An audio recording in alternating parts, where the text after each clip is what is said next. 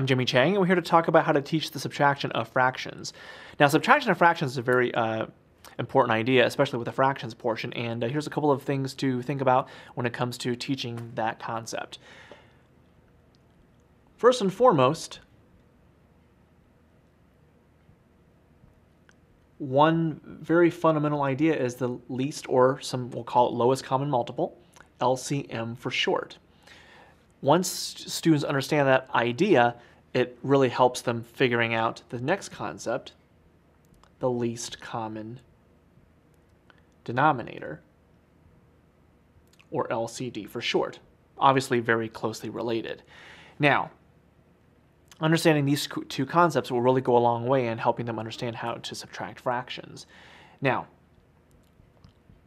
also, to kind of help them be more comfortable with the fractions themselves is to be able to teach them equivalent fractions. When are two fractions equivalent? When are they not? And then that'll give them an idea as to practice further the idea of least common multiple as well as least common denominator.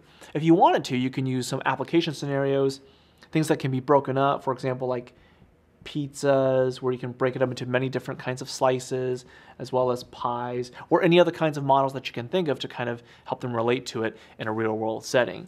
But once you use these particular ideas, by the end of the concept, they should be able to grasp it fairly well. So, I'm Jimmy Chang, and there are a few suggestions on how to teach the subtraction of fractions.